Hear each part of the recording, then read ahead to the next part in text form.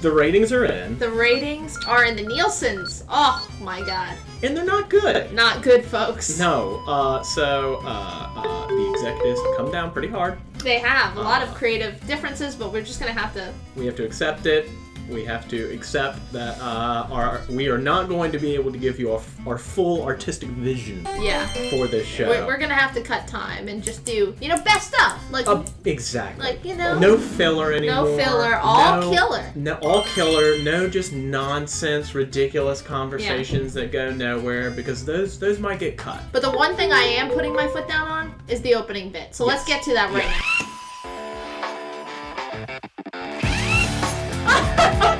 Oh man, that was our best gag yet. Easily. So good. Easily. Anyway, let's They get to the won't cut that one. No, I'm sure. No.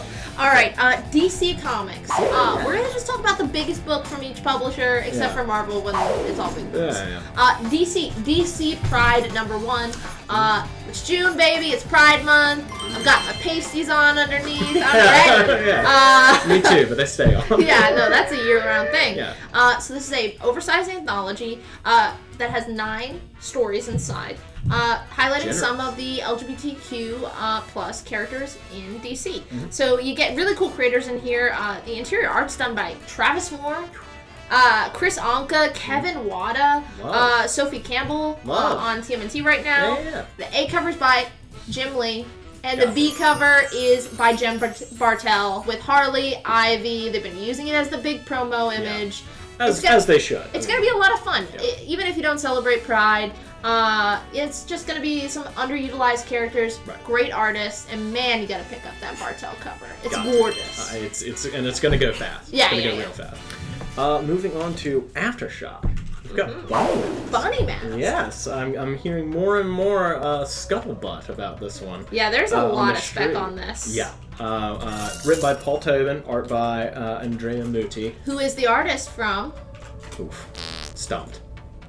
We're gonna have to cut some of this. What's the Maniac of New York? Call a friend. Yeah, Maniac of New York. Yeah. Which is another hot book from Aftershock. Great, another good horror book. Which this is horror as well, and has to do with the legend of the Bunny Mask, which apparently permeates throughout several cultures in the world, and it has a rather sinister purpose. Don't know what that sinister purpose is yet. Got to read to find out. So it's Pride Month. Indeed. I got my gift mask ready. Yes. Oh, yeah. It's exactly. Hey, I'm ready. 1 in 15 by Charlie Adler. So Charlie Adler. Mr. Walking Dead. Mr. Walking Dead. Some really good incentives for Aftershock lately, so don't miss that one. Well done. You know who else has a big #1 this week? Hit me. Image Comics. It is 6 sidekicks of Trigger Keaton. Big #1. Yeah. It's going to be a romp. Great creative team. Written by Kyle Starks. You might know him from Rick and Morty Comics. He did Rock Candy Mountain for Image Comics. He did a really fun indie book called Sex Castle that's basically like a parody on 80s action movies. Which is kind of ties into what this is. Similar, yeah. Yeah. It's basically like the world's most unlikable action star goes missing. So all his former TV sidekicks like join together to try and solve the case, find him. Right on. So it looks really fun. The art is by Chris Schweizer, and the B cover is by Erica Henderson. You know her from Unbeatable Squirrel Girl, and there's a Pride cover. So lovely. Yeah, Meow. Looking forward to that one. Right on. Moving right along. Gonna take Marvel now. Heroes Reborn, of course, is back with issue #6, but also one that I want to highlight is Night Gwen. Yeah, I think there's gonna be some spec on this one. It's awesome. I mean, every time that you put Gwen in like a new setting, it ends up being big. And also, she appeared in issue #5 of the series, so you've gotten a little bit of an introduction to her, but this is gonna cover her origin story. So what makes her Night Gwen? Basically, she's the Robin. But kind of like Robin meets Harley Quinn to Nighthawk. Okay. So it is Vita Ayala writing. Introduces, of course, Nightbird is what her official name is. David Nakayama is doing the art. Fantastic artist. Takashi Miyaza on the B cover, and then the 1 in 10 design variant is Javi Guerrero. Very excited for the follow-up, obviously. Day Gwen. Aww. Yes. It's the next logic. Master of the Sun. Night Gwen implies the existence of Day Gwen. Yes, of course.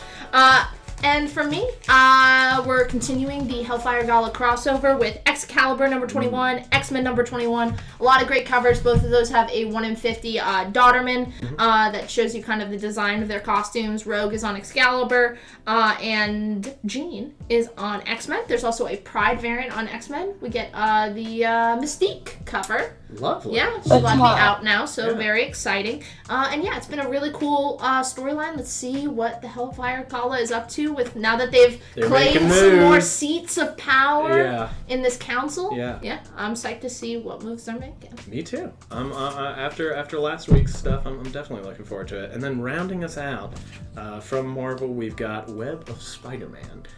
Which is not the same as the classic version. A little bit more all ages friendly. Exactly. Right. This is specifically designed to be a Spider-Man book that the whole family can read. The general pitch, Gurihiru on the A cover. Yes. Come on now. Yep. One of my favorites. So basically, Tony Stark has it's out of continuity.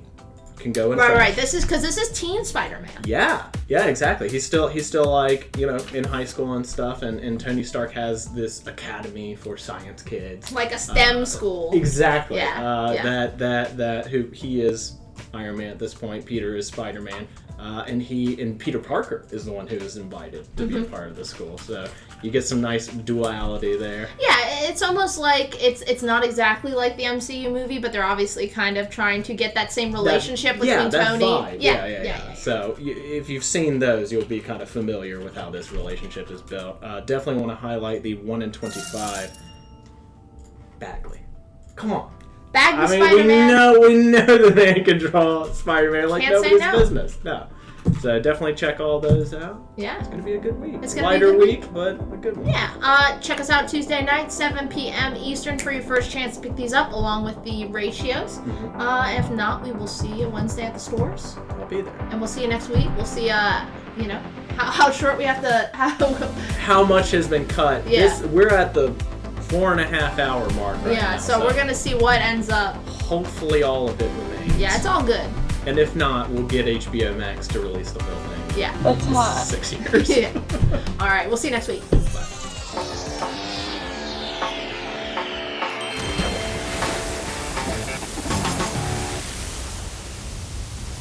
The ratings are in. The ratings are in the Nielsen's. Oh, my God. And they're not good. Not good, folks. No. Bang, bang.